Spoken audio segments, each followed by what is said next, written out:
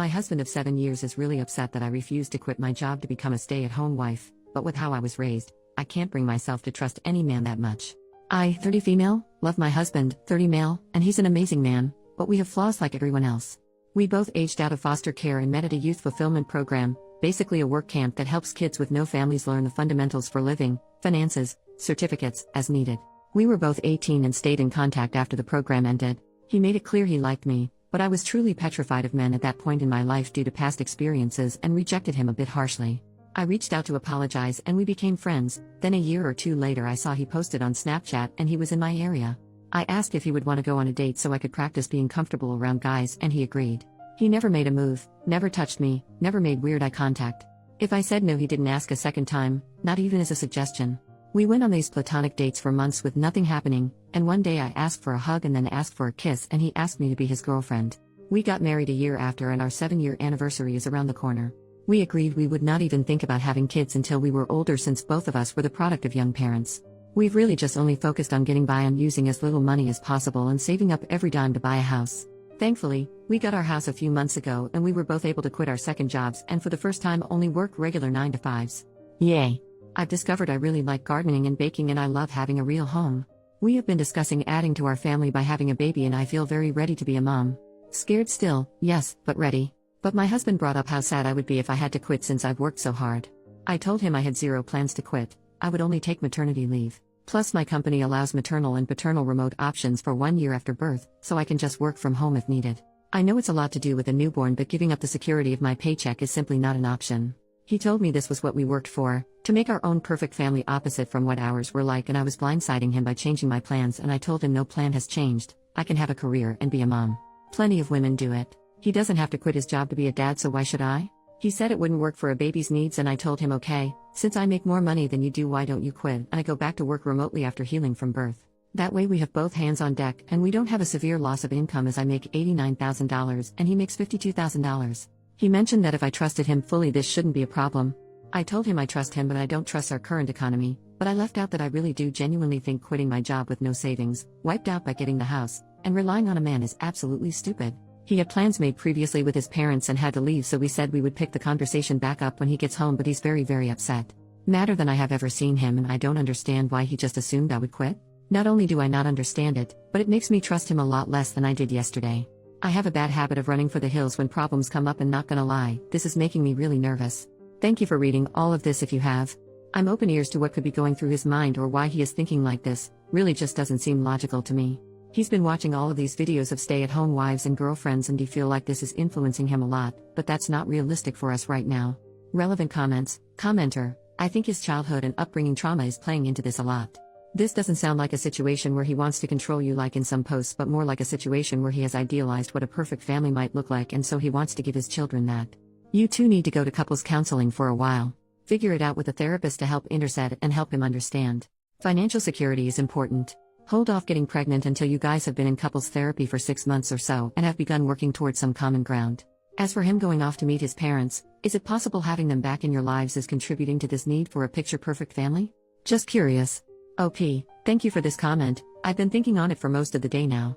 The parents he went to see are foster parents, but there was some legal issues going on and they had to release guardianship. He lived with them from age 10 to 15 until ending up back at a group home and aging out but they always stayed in contact and he considers them as parents.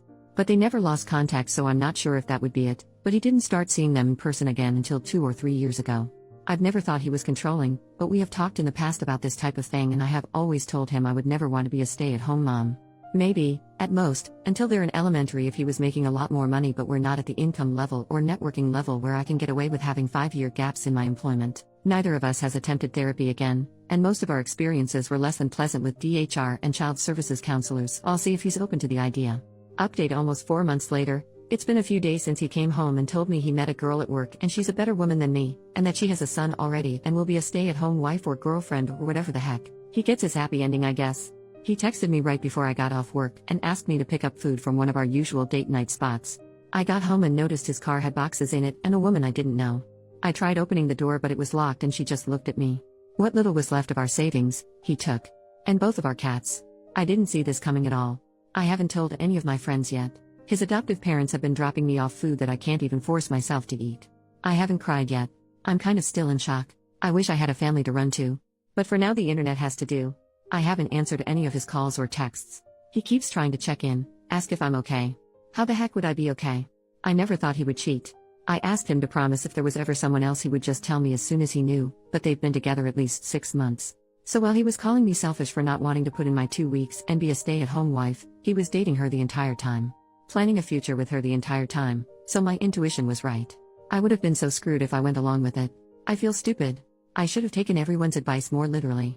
When I asked him to go to therapy he wouldn't. His parents think he's having some type of mental break. I should have stayed afraid of him and avoided him. I should have chosen a better outcome for myself.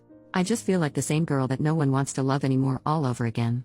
I know what he did isn't my fault. I know I could never stop him, and really, do I want a man who doesn't want me? Never. But that just doesn't stop it from hurting. Second update 10 days later. Really want to say thank you from the bottom of my heart to all of the people who reached out to me with well wishes. Especially other spouses who experienced similar. It helped so much more than you could ever know. There has been a few things that have happened, and honestly I'm exhausted in every way possible, so the input from folks has really been useful in organizing my thoughts and keeping an open mind. I couldn't help it, but for days I compared us and wondered what the heck he could have been thinking, until I realized she's a carbon copy of his biological mother, or at least the stories he heard about her since she died when he was 5. I hate that I feel bad for him still, even after what he's done, but we offered him support for his thoughts, we urged him to go to therapy, I even offered to pay for it myself, and he was too prideful. I lost both of my parents too, at an older age with even more core memories with them, so it wasn't a boat he was in alone. But he chose to act like it was and wallow in self-pity. He called me on our 7-year wedding anniversary, minutes after midnight, whispering apologies and saying he feels so guilty. I asked for what, and he just said, well, you know what we're going through. I told him, no, it's what you're doing. We are going through nothing. I was abandoned by my husband, exposed to God knows what while you were screwing her and coming back home to me. We were still making love like every single day, so I made sure he knew just how disgusting I thought he was. Then he got pissed and told me he only started cheating because I couldn't follow his lead. Sir, look where you led yourself. Our entire marriage I pushed him career-wise. Hell, the job he has right now I applied to on his behalf.